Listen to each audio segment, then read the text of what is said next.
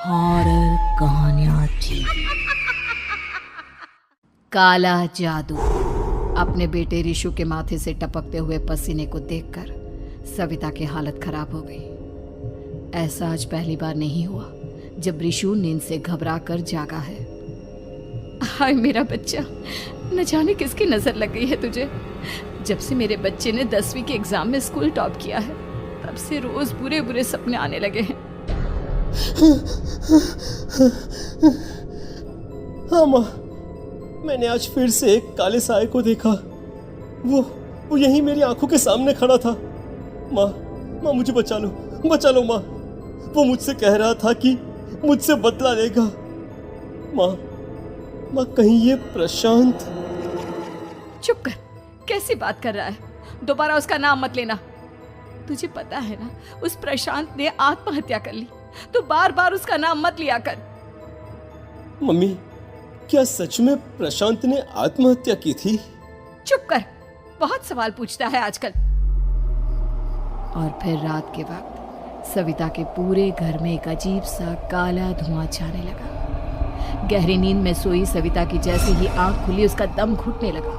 वो दौड़कर रिशु के रूम की तरफ गई जहां उसके दरवाजे पर घूमती एक काली परछाई देख वो बुरी तरह से घबरा गई। कौन है वहाँ? कौन है? सामने आओ। ये मैं हूँ, तुम्हारी काली करतूत।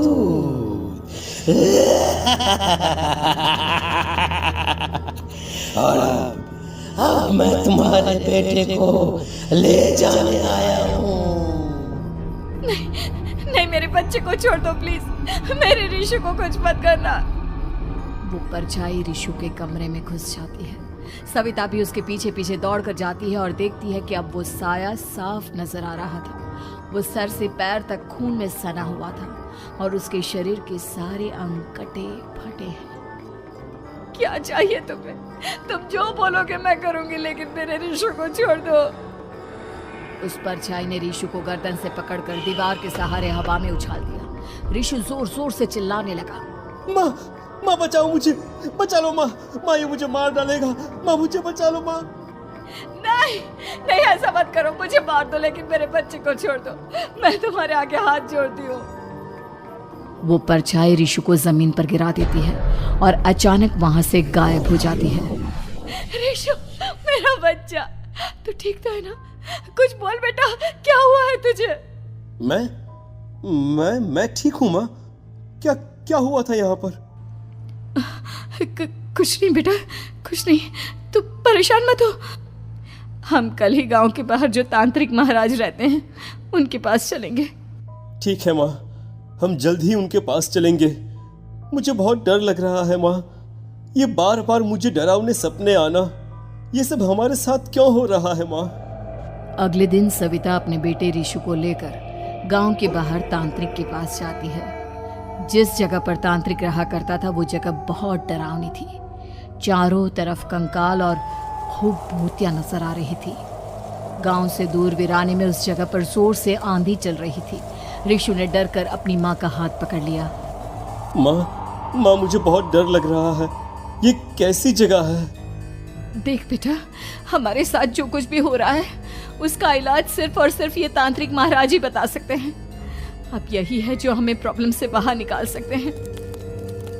जैसे ही सविता और रिशु तांत्रिक की झोपड़ी के अंदर पहुंचे, वहां का नजारा देखकर उनकी आंखें फटी की फटी रह गई। तांत्रिक की झोपड़ी के अंदर कई सारे लोग अपनी गर्दन घुमा घुमा कर जोर जोर से चीख रहे थे। कौन हो तुम और यहाँ क्यों आई हो? महाराज, मेरे बेटे को कुछ दिनों से एक डरावनी काली परछाई नजर आती है और कल रात उसने मेरे बेटे पर हमला भी कर दिया।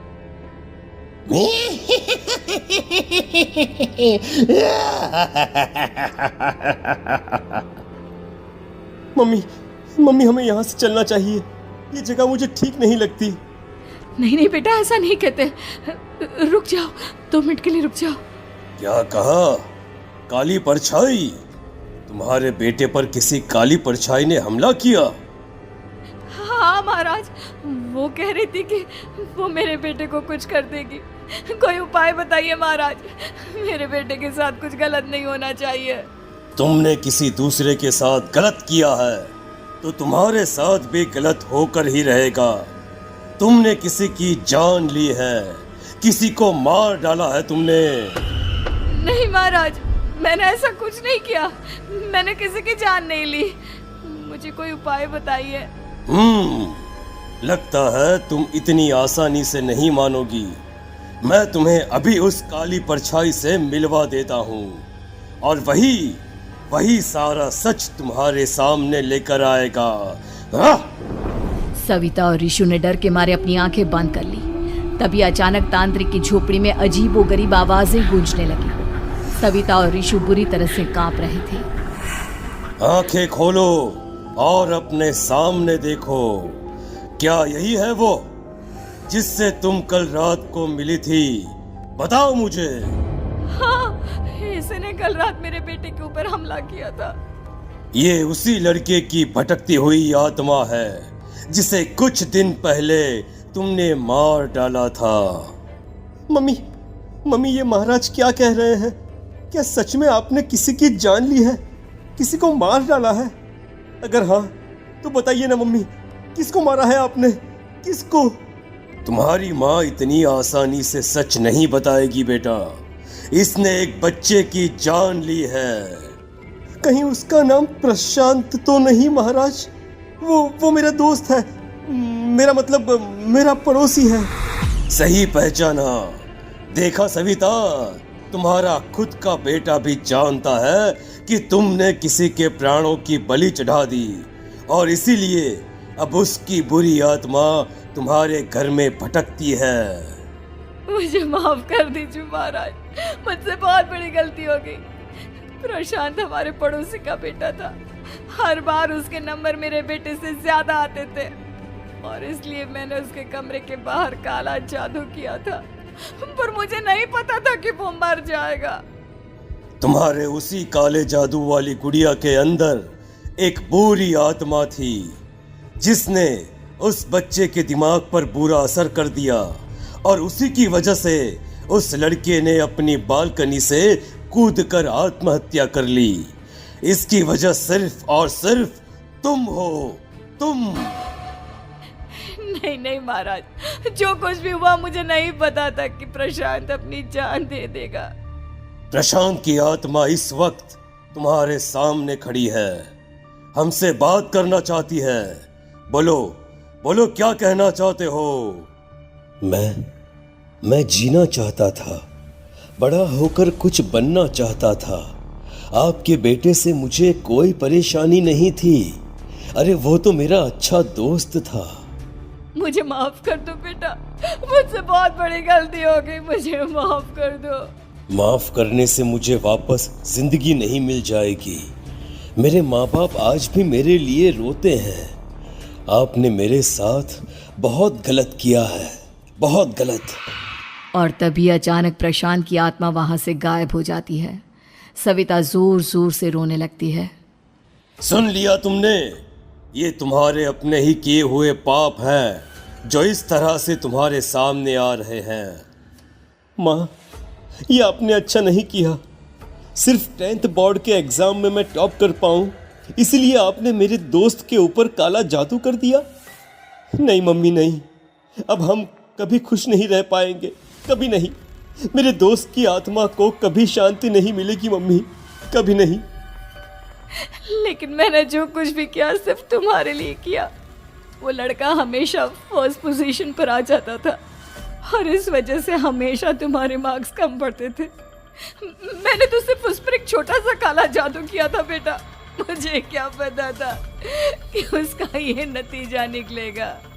जिस गुड़िया को तुमने उस लड़के के कमरे के दरवाजे पर लगाया था, दरअसल उसके अंदर एक बुरी आत्मा का प्रवेश हो गया था, जैसा कि अक्सर काला जादू करते समय हो जाता है।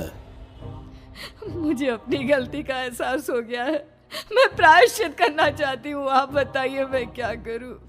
प्रशांत के घर जाकर उस काली गुड़िया को वहां से निकालकर यहाँ लेकर आओ। मैं उसे आग में जलाकर राख कर दूंगा और उसके बाद प्रशांत की आत्मा को हमेशा के लिए मुक्ति मिल जाएगी। अगली रात सविता चुपचाप अपने पड़ोसी प्रशांत के घर जाती है। प्रशांत के माँ बाप प्रशांत की मौत के बाद उस घर को छोड़कर हमेशा के लिए वहां से चले गए थे। जैसे ही सविता उस घर के अंदर कदम रखती है, उसका सामना अजीबोगरीब हैवानियत से भरी आवाजों से होने लगता है। ऐसा लग रहा था जैसे कोई बुरी तरह से चीख रहा हो। सविता जैसे ही प्रशांत के कमरे के बाहर पहुंचती है, वहां पर लटकी हुई गुड़िया के शरीर से खून टपकने लगता है। ये क्या हो रहा है? इस गुड़िया के शरीर से खून क्यों टपक रहा है? सविता हिम्मत करते हुए उस गुड़िया को वहां से उतारने की कोशिश करती है, लेकिन तभी अचानक से बहुत भयानक दिखने वाली औरत उसकी आंखों के सामने आकर खड़ी हो जाती है।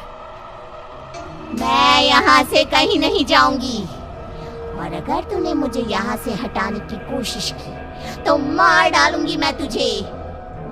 नहीं नहीं, मुझे तुम्हें यहाँ से ले जाना ही होगा, नहीं तो मेरा बेटा, उसकी जान को खतरा है। मैं तुम्हें नहीं छोड़ सकती। अगर तुम्हारे अंदर हिम्मत है तो मुझे इस घर से बाहर ले जाकर दिखाओ। और ऐसा कहकर वो औरत सविता के ऊपर हमला कर देती है और उसे हवा में उछाल उछाल कर जमीन पर पटकती है। लेकिन तभी अचानक मौका देखकर सविता अपने हाथ में ली हुई सुई उसके हाथ में चुभो देती है। हाथ में सुई लगते ही वो औरत जमीन पर तड़पने लगती है। ये क्या किया तूने? ये क्या कर दिया? तुझे ऐसा नहीं करना चाहिए था। तांत्रिक ने मुझे कहा था कि तुझसे जीतने का सिर्फ यही एक तरीका है जिससे मैं अपने पापों का प्रायश्चित कर सकती हूँ और अपने बेटे की जान बचा सकती हूँ। और उसके बाद वो डरावनी दिखने वाली औरत एक छोटी सी जादुई गुड़िया में तब्दील हो गई और सविता ने उसे ले जाकर तांत्रिक को दे दिया। तांत्रिक ने जादुई गुड़िया को आग के हवाले कर दिया।